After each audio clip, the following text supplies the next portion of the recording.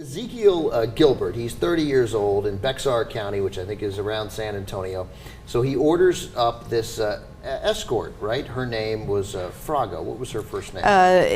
Lenora. Lenora Ivy. Lenora Frago. He gets her on Craigslist, $150. She comes over to the house. And then he gives her the $150, and then she walks around. Cases the joint. She cases the joint for 20 minutes. Hits the bricks. In the beginning, it didn't sound like a bad deal. $150, okay. But then when she walks around for 20 minutes and doesn't do anything, yeah, that's not a very good escort. And then she says, apparently, I need to go to the car to give the money to my driver. Well, he, I assume, recognizes that as I've just been defrauded. Yeah. And so I don't know exactly what happened. But she went to the car. He got his assault weapon. It's Texas. He went outside. She got in the car, drove off, and he unloaded the assault weapon into the car, hitting her in the neck, paralyzing her, and 6 or 7 months later, she died from her injuries, never regaining full consciousness or mobility. Okay, now she was in the wrong in the first place. He became massively in the wrong a little later in that story, and that seems fairly obvious. But apparently the state of Texas didn't see it that way. But Jane, I don't want to go all feminazi on you.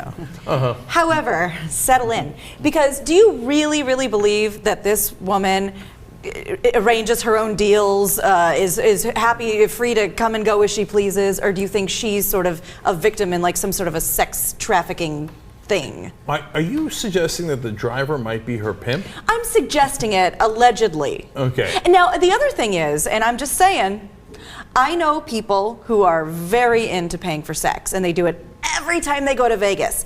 And apparently... Is that what happens in Vegas?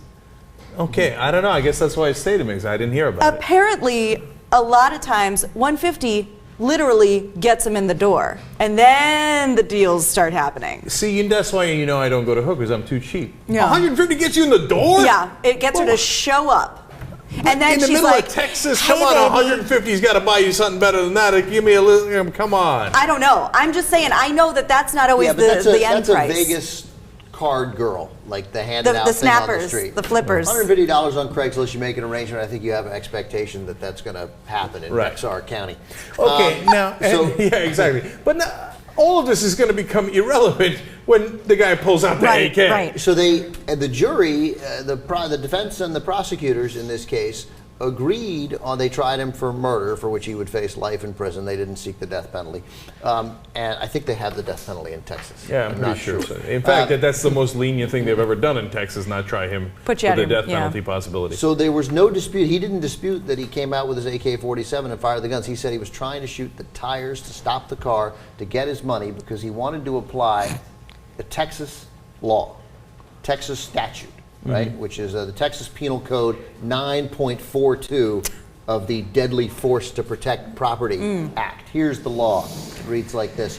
A person is justified in using deadly force against another to prevent the other who is fleeing immediately after committing a burglary, robbery, aggravated robbery, or theft during the nighttime from escaping with the property. It is the Wild West out there, man. And the jury heard that argument about theft during the nighttime and acquitted him. Seems he fair. Is free to go. Yeah. He shot a girl in the neck with an AK-47 who didn't have a weapon and was running away from her. Gina, to be fair, the Wild Wild West was never this violent? No, not even remotely. Yeah. I mean, the whole point of the OK Corral, why there was a problem, was that when you went into town, you actually had to turn your guns into the sheriff.